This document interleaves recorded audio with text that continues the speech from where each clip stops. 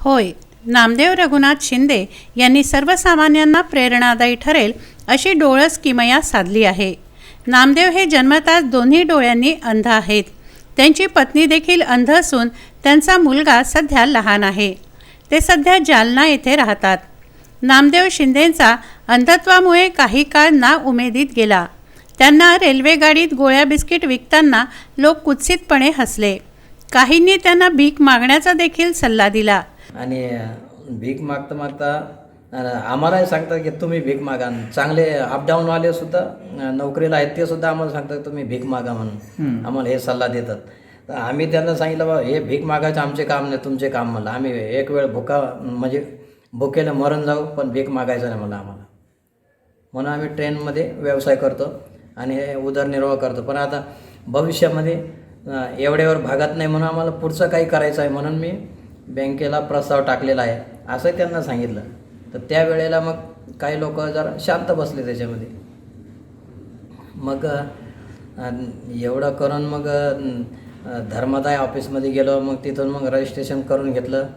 म्हणजे सगळं एकमागे एक मी करत गेलो. म्हणजे माझं लोनचं काम करत होतो, कधी संस्थेचं काम करत होतो, जसा वेळ मिळेल तसं. कारण आपल्याला सपोर्ट कोणाचाच नाही आहे. मी एकट्याच्याच भरोश्यावर हे सगळं करतो.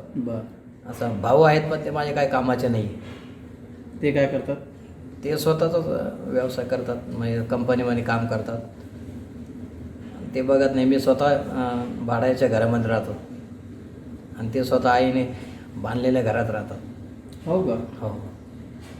मात्र परावलंबी न राहता नामदेव यांनी बँकेतून लोन काढून अगरबत्तीचा उद्योग करण्याचा ठाम निर्णय घेतला.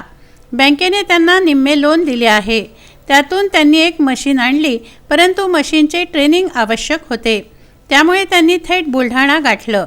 चिखली मार्गावरील श्रीकृष्ण नगरात जगन्नाथ चव्हाण व राहुल चव्हाण यांच्या कार्तिक परफ्युमरी वर्क्समध्ये त्यांना निःशुल्क ट्रेनिंग देण्यात आलं आहे.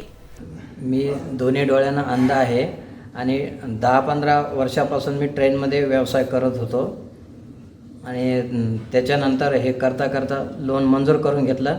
आणि त्याचबरोबर माझ्या डोक्यात संस्थेचा प्रश्न म्हणजे प्रॉब्लेम होता की रजिस्ट्रेशन करायला पाहिजे आणि जसं मी जगतो तसं बाकीच्या लोकांनाही माझ्याकडून रोजगार उपलब्ध करून दिला गेला पाहिजे. म्हणून यासाठी मी संस्था रजिस्ट्रेशन केलेली आहे.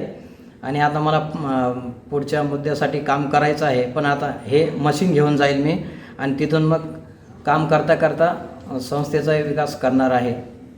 जगन्नाथ चव्हाण यांनी नामदेव यांना निष्णात केलंय. अंधत्वावर मात करून नामदेव मशीनवर झपाट्याने अगरबत्ती तयार करतात. यातून त्यांना रोजगार उपलब्ध होतो. काम प्रामाणिकपणे करत असल्याने मालकांनी त्यांच्या खाण्याची व निवाऱ्याची सोय कारखान्यातच करून दिली आहे. मोबाईलही ते खुबीने हाताळतात. अंधांच्या संघर्षाची जाणीव असल्याने नामदेव अंध बांधवांना अगरबत्तीच्या उद्योगातून रिकाम्या हाताला रोजगार देण्याची धडपड करत आहेत.